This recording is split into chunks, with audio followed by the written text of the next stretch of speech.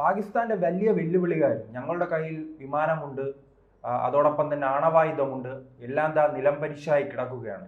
China നൽകിയിരുന്ന വിമാനം വരെ ഇന്ത്യയുടെ ഒരു മിസൈൽ, ആകാശ് മിസൈൽ കൊണ്ട് തകർത്തിരിക്കുകയാണ്.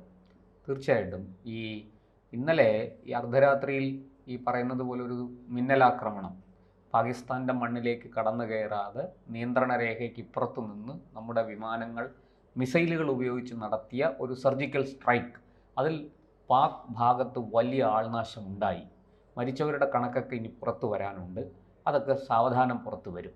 അപ്പോൾ അതിന് വളരെ പെട്ടെന്നൊരു തിരിച്ചടി കൊടുക്കണം എന്നുള്ള ഒരു നിശ്ചയത്തിൽ പാകിസ്ഥാൻ ചൈന നൽകിയ JF-17 വിമാനം, പോർവിമാനം ഉപയോഗിച്ച് ഇന്ത്യയെ ആക്രമിക്കാൻ ശ്രമിച്ചു.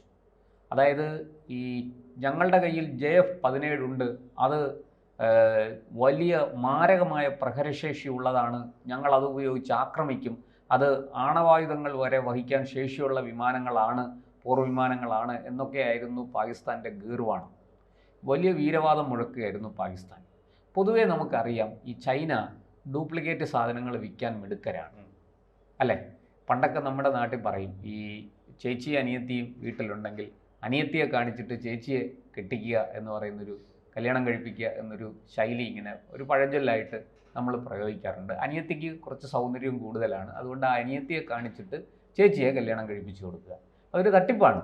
അതുപോലെ ഈ ചൈനയുടെ കൈവശം ഒരു വിമാനമുണ്ട്, അതൊക്കെ കാണിച്ച് ഇവരെ മയക്കി അവർ വലിയ വില കൊടുത്ത് വാങ്ങിയത് വെറും ഡ്യൂപ്ലിക്കേറ്റ് ആണെന്നുള്ളത് പിന്നെയാണ് മനസ്സിലായത്. ഒരു ആവശ്യം വന്നപ്പോഴാണ്, അതെടുത്ത് ഉപയോഗിച്ചപ്പോഴാണ് മനസ്സിലായത്. ആ JF-17 ഇന്ത്യൻ അതിർത്തി കടക്കാൻ, JF-17 പോർവിമാനം ഇന്ത്യൻ അതിർത്തി കടക്കാൻ ശ്രമിച്ചപ്പോൾ തന്നെ നമ്മുടെ സൈന്യം ശക്തമായിട്ട്, നമ്മുടെ സുരക്ഷാ സേന ശക്തമായിട്ട് തിരിച്ചടിച്ചു. ആകാശ് മിസൈൽ ഉപയോഗിച്ചാണ് അതിൻ്റെ ചിറകുകൾ അരിഞ്ഞു കളയുകയായിരുന്നു. ആ വിമാനം തകർന്നു വീണു. പാകിസ്ഥാനിലെ പാമ്പോർ എന്ന് പറയുന്ന സ്ഥലത്ത് അത് തകർന്നു വീണു എന്നാണ് നമുക്കൊടുവിൽ ലഭിക്കുന്ന വിവരം. എന്തായാലും ഈ ഇന്ത്യൻ ആകാശപാതയിലേക്ക് കടന്നു കയറാനുള്ള പാകിസ്ഥാൻ്റെ ശ്രമത്തെ മുളയിലെ നമ്മൾ നുള്ളിക്കളഞ്ഞു എന്നുള്ളതാണ് ഇപ്പോൾ ലഭിക്കുന്ന വിവരം. പക്ഷെ പാകിസ്ഥാൻ പറയുന്നത് എന്താണെന്ന് വെച്ചാൽ 5 ഇന്ത്യൻ വിമാനങ്ങളെ ഞങ്ങൾ വെടിവെച്ചിട്ടു, ഞങ്ങൾ ആന ചെയ്തു, ഞങ്ങൾ ചേന ചെയ്തു എന്നൊക്കെയാണ്. ഇന്ത്യൻ മിസൈലുകൾ തകർത്തു. പക്ഷേ ചില സ്ഥലത്തൊക്കെ സൈനിക താവളം സൈനിക താവളം തകർത്തു, ശ്രീനഗർ വിമാനത്താവളം തകർത്തു എന്നൊക്കെയാണ് പാക് മാധ്യമങ്ങൾ റിപ്പോർട്ട് ചെയ്യുന്നത്. പക്ഷേ ഇതെല്ലാം വെറും പൊള്ളത്തരമാണെന്ന് വളരെ വ്യക്തമാണ്. കാരണം ഈ JF-17 എന്ന വിമാനം ഒന്ന് ഉപയോഗിക്കാൻ ശ്രമിച്ചപ്പോൾ തന്നെ അത് ഉപയോഗിച്ച് ഇന്ത്യയെ ആക്രമിക്കാൻ ഒരു വിഫല ശ്രമം പാകിസ്ഥാൻ നടത്തി. ആ വിഫല ശ്രമത്തിൽ അവർക്ക് നഷ്ടപ്പെട്ടത് അവരുടെ വിശ്വാസ്യതയാണ്. അതുപോലെ തന്നെ അവർ കരുതിയിരുന്ന ഈ JF-17 എന്ന് കൊട്ടിഘോഷിച്ച് അവർ വലിയ വായ്ത്താരി മുഴക്കിയിരുന്ന ആ ചൈനീസ് നിർമ്മിത വിമാനത്തിൻ്റെ ഏറ്റവും മോശപ്പെട്ട, ഏറ്റവും ജീർണിച്ച മുഖം അവർക്ക് അവിടെ കാണാനായി എന്നുള്ളതാണ്.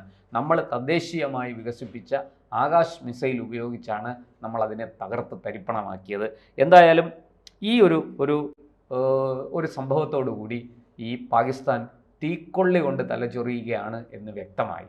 അതായത് കൈവശം ആയുധങ്ങളില്ല, കൈവശം പണമില്ല, കൈവശം ആംസ് ആൻഡ് ആമിനേഷൻസ്, വെടിക്കോപ്പുകളില്ല, പാട്ടണിയും പരിവട്ടവും, വെള്ളം കിട്ടുന്നില്ല, എല്ലാ അർത്ഥത്തിലും ആശുപത്രികളിൽ മരുന്നില്ല. ഇങ്ങനെ എല്ലാ അർത്ഥത്തിലും വരിഞ്ഞു മുറുക്കപ്പെട്ട പാകിസ്ഥാൻ ഈ ഇന്ത്യക്കെതിരെ വെറുതെ ഇത്തരത്തിലുള്ള വീരവാദങ്ങൾ മുഴക്കുന്നതല്ലാതെ, ഇങ്ങനെ എന്താ പറയുക, ശബ്ദകോലാഹലങ്ങൾ ഉണ്ടാക്കുന്നതല്ലാതെ പാകിസ്ഥാന് ഇന്ത്യയിലെ ഒരു പുൽനാമ്പിന് പോലും കേടുവരുത്താൻ പറ്റില്ല എന്നുള്ള സത്യമാണ് ഇപ്പോൾ തിരിച്ചറിഞ്ഞിരിക്കുന്നത്. അവരുടെ ആവനാഴിയിലെ ഏറ്റവും വലിയ ബ്രഹ്മാസ്ത്രം എന്നൊക്കെ പറയുന്ന ഒരു വിശേഷണത്തോടു കൂടി അവർ കരുതി വച്ചിരുന്നതാണ് ഈ JF-17. അതുകൊണ്ട് തന്നെ ഇന്ത്യക്ക് ചുട്ട മറുപടി കൊടുക്കണം എന്ന ഉദ്ദേശത്തോടെയാണ് അവർ JF-17 പറത്തി ആകാശത്തേക്ക് ഉയർന്നത്. പക്ഷേ നിസ്സാരമായിട്ട് അവരുടെ ആവനാഴിയിലെ ഏറ്റവും വലിയ അസ്ത്രത്തെ നിസ്സാരമായിട്ട് തദ്ദേശീയമായി നമ്മൾ വികസിപ്പിച്ച ഒരു മിസൈൽ ഉപയോഗിച്ച് അതിനെ തകർത്ത് കളയുന്നു. ആ വിമാനത്തെ തകർത്ത് തരിപ്പണമാക്കി അത് പാക് മണ്ണിൽ തന്നെ വീഴ്ത്തുന്നു എന്നുള്ള ആ ഒരു നേട്ടം അത് ഇന്ത്യക്ക് അവകാശപ്പെടാനായി. അതോടുകൂടി തന്നെ പാകിസ്ഥാൻ ഒരു കാര്യം വ്യക്തമായി, ഈ പറയുന്നത് പോലെ തങ്ങൾക്ക് ഇന്ത്യയെ നേരിട്ട് ഇന്ത്യയോട് ഏറ്റുമുട്ടി വിജയം വരിക്കുന്നത് പോകട്ടെ, ഇന്ത്യയെ ഒന്ന് അല്പമെങ്കിലും സമ്മർദ്ദത്തിലെങ്കിലും ആക്കാനുള്ള ഒരു ശക്തി തങ്ങൾക്കില്ല. അത് പ്രത്യേകിച്ചും വ്യോമ പ്രതിരോധ രംഗത്ത് തങ്ങൾ വട്ടപൂജ്യമാണ് എന്ന് പാകിസ്ഥാൻ ഇതോടുകൂടി തിരിച്ചറിഞ്ഞു. അതുപോലെ തന്നെ മിസൈലുകൾ ഉപയോഗിക്കുന്നതിലും അവർ ഇപ്പോൾ JF-17 പറത്താൻ ശ്രമിച്ചു. അതുപോലെ തന്നെ ഏതെങ്കിലും മിസൈലുകൾ അവിടുന്ന് അയച്ചാലും അതിനെയും പ്രതിരോധിക്കാനുള്ള കരുത്ത് നമുക്കുണ്ട്. ആകാശത്ത് വെച്ച് തന്നെ ആ വരുന്ന മിസൈലിനെ തകർത്ത് അതിനെ പാക് മണ്ണിൽ തന്നെ വീഴിക്കാനുള്ള ടെക്നോളജി, സാങ്കേതിക വിദ്യ ഇന്ന് നമുക്ക് ലഭ്യമാണ്. പക്ഷേ ഇന്ത്യ അയക്കുന്ന ഒരു മിസൈലിനെ പോലും തടുക്കാനോ തകർക്കാനോ തന്നെ ഇന്ത്യക്ക് സഹായം നൽകാൻ ഇസ്രായേൽ അടക്കമുള്ള ഫ്രാൻസ് അടക്കമുള്ള രാജ്യങ്ങളുമുണ്ട്. അതെ, ഈ പറഞ്ഞ സാങ്കേതിക വിദ്യകൾ ഏറ്റവും മികച്ചതായി ഉപയോഗിക്കുന്ന ഒരു രാജ്യമാണല്ലോ ഇസ്രായേൽ. ആ രാജ്യം തന്നെ ഇന്ത്യക്ക് വലിയ രീതിയിൽ അതെ. ഇസ്രായേലിന്റെ ഏതാണ്ട് 25-ലധികം വിമാനങ്ങൾ ഇന്ത്യയിലെ പല വിമാനത്താവളങ്ങളിലായിട്ട് ഒരുക്കി നിർത്തിയിരിക്കുകയാണ്. അതിൻ്റെ ഏറ്റവും വലിയ പ്രത്യേകത എന്താണെന്ന് വെച്ചാൽ ആ ഇസ്രയേലി വിമാനങ്ങൾക്ക് ഈ ആണവായുധ കേന്ദ്രങ്ങൾ, പാകിസ്ഥാനിലെ ആണവായുധം സൂക്ഷിച്ചിരിക്കുന്ന കേന്ദ്രങ്ങൾ ഏതൊക്കെയാണ് എന്ന് കൃത്യമായിട്ട് അറിയാം. അത് അവിടേക്ക് വളരെ കൃത്യമായിട്ട് ബോംബിംഗ് നടത്തി അല്ലെങ്കിൽ മിസൈലുകൾ അയച്ച് ആ കേന്ദ്രങ്ങളെ തന്നെ നശിപ്പിച്ച് കളയാൻ ശേഷിയുള്ള വിമാനങ്ങളാണ് ഈ ഇസ്രായേൽ ഇന്ത്യയിലേക്ക് തന്നിരിക്കുന്ന, അല്ലെങ്കിൽ ഇന്ത്യൻ വിമാനത്താവളത്തിൽ ഇസ്രായേൽ സുരക്ഷിതമായിട്ട് സൂക്ഷിക്കുന്ന ആ വിമാനങ്ങൾ എന്നുള്ളതാണ് നമുക്ക് ലഭിക്കുന്ന വിവരം. അതുകൊണ്ട് തന്നെ ഇന്ത്യയുടെ ഏറ്റവും വലിയ കരുത്തനായ ഒരു സുഹൃത്താണ് ഇസ്രായേൽ.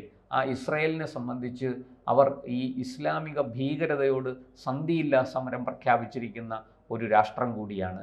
അവരെ ഏറ്റവും തോതിൽ അവരെ വെല്ലുവിളിക്കുന്ന, ഏറ്റവും വലിയ വെല്ലുവിളി അവർക്ക് നേരെ ഉയർത്തുന്ന ഹമാസ് ആണ് ഇപ്പോൾ പാകിസ്ഥാനുമായിട്ട് സഹകരിക്കുന്നത്. പാകിസ്ഥാനിലെ ലഷ്കർ-ഇ തോയ്ബയും ജെയ്ഷെ മുഹമ്മദും പോലെയുള്ള ഭീകര സംഘടനകളോട് സഹകരിക്കുന്നത്. ഇതിനൊരു ആഗോള മാനം, ഒരു ആഗോള സ്വഭാവം ഈ പാക് തീവ്രവാദ സംഘടനകൾക്ക്, ഭീകര സംഘടനകൾക്ക് ഉണ്ടാക്കാൻ ഒരു ശ്രമം നടത്തുന്നു. അതിൻ്റെ ഭാഗമാണ് ഈ ഹമാസുമായിട്ട് അവർ ഒത്തുചേർന്നതും. എന്തായാലും ഏതെല്ലാം തരത്തിൽ ശ്രമിച്ചാലും പാകിസ്ഥാന് ഇന്ത്യയുടെ ഒരു രോമത്തിൽ പോലും തൊടാൻ കഴിയില്ല എന്നതിലൂടെ വ്യക്തമായിരിക്കുകയാണ്. എന്തായാലും കൊട്ടിഘോഷിച്ചു കൊണ്ടുവന്ന JF-17 പപ്പടം പൊടിയുന്നത് പോലെ പൊടിഞ്ഞ കാഴ്ചയാണ് ഇന്ന് നമ്മൾ നേരം വെളുത്തപ്പോൾ, സൂര്യനുദിച്ചപ്പോൾ കാണുന്നത്, ലോകം കണ്ടത്. അത് പാക് മണ്ണിൽ തന്നെ അത് തകർന്നു വീണു. അത് സിവിലിയൻസ്, അവിടെയുള്ള പൗരന്മാരും മറ്റും അതിൻ്റെ അടുക്കൽ വന്ന് അത് പരിശോധിക്കുന്നതിൻ്റെ ദൃശ്യങ്ങളൊക്കെ ഇപ്പോൾ പുറത്തു വന്നിട്ടുണ്ട്. ഇത് രാജ്യാന്തര സമൂഹം, രാജ്യാന്തര മാധ്യമങ്ങൾ ഒക്കെ വലിയ തോതിൽ അത് പ്രചരിപ്പിക്കുന്നുണ്ട്. ഈ ആക്രമണത്തിൻ്റെ ദൃശ്യങ്ങൾ, പല ആക്രമണത്തിൻ്റെ ഇന്ത്യ മിസൈലുകൾ അയച്ച് ഈ 9 കേന്ദ്രങ്ങൾ ആക്രമിച്ച ആ ദൃശ്യങ്ങൾ ഇപ്പോൾ ലോകമെങ്ങും വൈറലായിട്ട് പടർന്നുകൊണ്ടിരിക്കുകയാണ്. അതേസമയം തിരിച്ച് പാകിസ്ഥാൻ്റെ വാദങ്ങൾ ശരിവെക്കുന്ന ഒരു ദൃശ്യങ്ങളും അല്ലെങ്കിൽ അത്തരത്തിലുള്ള ഒരു തെളിവുകളും ഇന്ന് ലോകത്ത് ലഭ്യമായിട്ടില്ല. എന്തായാലും ഒരു കാര്യം തീർച്ചയാണ്, ഈ പാകിസ്ഥാന് ഒരു വലിയ പാഠം ഇതിലൂടെ പഠിച്ചിരിക്കുകയാണ്. അവരുടെ ഉറ്റ തോഴൻ, ഒക്കച്ചങ്ങായി എന്നറിയപ്പെടുന്ന ചൈനയ്ക്ക് പോലും ഇന്ന് ഈ കാര്യത്തിൽ അവരെ സഹായിക്കാൻ കഴിയുന്നില്ല. ചൈന കൊടുത്ത വിമാനമാണ് JF-17, 4ാം തലമുറയിൽപ്പെട്ട ഏറ്റവും ശ്രേഷ്ഠമായ യുദ്ധവിമാനം എന്നൊക്കെ പറഞ്ഞ്, പോർ വിമാനം എന്നൊക്കെ പറഞ്ഞ് ചൈന സമ്മാനിച്ചതാണ്. ആയിരക്കണക്കിന് കോടി ഡോളർ അതിൻ്റെ വിലയായിട്ട് വാങ്ങുകയും ചെയ്തു. അപ്പോൾ ഇതെല്ലാം ചെയ്തിട്ടും ആ വിമാനം തീർത്തും നിഷ്പ്രഭമായി പോയി. അതിന് ഒരു ചലനവും ഉണ്ടാക്കാൻ സാധിച്ചില്ല. ഇന്ത്യൻ അതിർത്തിയുടെ സമീപത്തേക്ക് പോലും അതിനെത്താൻ പറ്റിയില്ല. അത് ഇന്ത്യയെ ലക്ഷ്യം വയ്ക്കുന്നു എന്ന് മനസ്സിലായപ്പോൾ തന്നെ കൃത്യമായിട്ട് മിസൈൽ അയച്ച് അതിനെ തവിട് പൊടിയാക്കാൻ, അതിനെ തകർക്കാൻ ഇന്ത്യൻ വ്യോമസേനയ്ക്ക് അല്ലെങ്കിൽ ഇന്ത്യൻ പ്രതിരോധ സംവിധാനത്തിന്, ഇന്ത്യൻ സുരക്ഷാ സേനയ്ക്ക് കഴിഞ്ഞു എന്നുള്ളത് ഒരു വലിയ നേട്ടം തന്നെയാണ്. എന്തായാലും നമുക്കിതിൽ നിന്ന് മനസ്സിലാകുന്ന ഒരു കാര്യം, പാകിസ്ഥാൻ എല്ലാ അർത്ഥത്തിലും സമ്പൂർണ്ണമായിട്ടും തകർന്ന് തരിപ്പണമായിരിക്കുകയാണ്. നമുക്കറിയാം, നേരത്തെ തന്നെ അവിടുത്തെ രാജ്യത്തിന് സാമ്പത്തികമായ ശേഷിയില്ല, സൈനികമായ ശേഷിയില്ല. ഇപ്പോൾ ഈ ജലത്തിൻ്റെ വലിയ പ്രശ്നമുണ്ട്, പട്ടിണിയിലേക്ക് പോവുകയാണ്. എന്നിട്ടും ആ രാജ്യം എന്തുകൊണ്ടായിരിക്കും ഈ ഭീകരവാദത്തെ ഇത്രയധികം പിന്തുണയ്ക്കുന്നത്? അവർക്ക് ഇനി മറ്റു വഴികളില്ല. ഭീകരവാദത്തെ പിന്തുണയ്ക്കാതെ അവർക്ക് മുന്നോട്ട് പോകാൻ സാധിക്കില്ല. അതാണ് അവിടുത്തെ സർക്കാരും ജനങ്ങളും നേരിടുന്ന ഏറ്റവും വലിയ വെല്ലുവിളി. അവിടെ ഒരു സംവിധാനം, കൃത്യമായ ഒരു ഭരണഘടനയും ഭരണഘടനാ സംവിധാനവും ഭരണഘടന അനുസരിച്ചുള്ള ഭരണവും ഒന്നും അല്ല പാകിസ്ഥാനിൽ നടക്കുന്നത്. നമ്മളീ പറയുന്നത് പോലെ അവിടെ ജനാധിപത്യമൊന്നുമില്ല. അവിടെ ഈ ഇന്ത്യൻ വിരോധം അത് കത്തിച്ച് അതിനെ ഇന്ധനമാക്കി ജീവിക്കുന്ന ഒരു കൂട്ടം ആൾക്കാരാണ് പാകിസ്ഥാനിലുള്ളത്. അതിന് ഇപ്പോഴും വലിയ മാറ്റമൊന്നും വന്നിട്ടില്ല. എന്നാൽ അതേസമയം അവിടുത്തെ ഒരു വരേണ്യവർഗം ഈ ജനങ്ങളെ ഈ ഇന്ത്യ വിരോധം പറഞ്ഞ് ചൂഷണം ചെയ്ത് വലിയ തോതിൽ പണം കൊള്ളയടിക്കുകയും അഴിമതിയിലൂടെ പണം സമ്പാദിക്കുകയൊക്കെ ചെയ്യുന്ന ഒരു വരേണ്യവർഗം, വലിയ ഉദ്യോഗസ്ഥർ, മുതിർന്ന ഉദ്യോഗസ്ഥർ, സൈനിക മേധാവികൾ ഒക്കെ ഉള്ള ഒരു രാഷ്ട്രമാണ് പാകിസ്ഥാൻ. അതുതന്നെയാണ് അവരുടെ ഏറ്റവും വലിയ ശാപവും. എന്തായാലും നമുക്ക് മുന്നിൽ ഇപ്പോൾ വ്യക്തമായ തെളിവ് കിട്ടിയിരിക്കുന്നു. JF-17 തവിട് പൊടിയായി, അതിൻ്റെ ദൃശ്യങ്ങളും പുറത്തു വന്നിരിക്കുന്നു. ഇനി ചൈനയ്ക്കും മിണ്ടാതെ വായും പൂട്ടി വീട്ടിലിരിക്കാം. അല്ലെങ്കിൽ ഒരു പക്ഷേ ചൈനയും ഇതുപോലെയുള്ള ഗിമ്മിക്കുകളൊക്കെ കാണിച്ചു വരികയാണെങ്കിൽ ഒരു പക്ഷേ ശക്തമായ തിരിച്ചടി തന്നെ ചൈനയ്ക്ക് കിട്ടും എന്നുള്ള ഒരു സന്ദേശം കൂടി ഇതിലൂടെ കൊടുക്കാൻ ഇന്ത്യക്ക് സാധിച്ചിരിക്കുന്നു.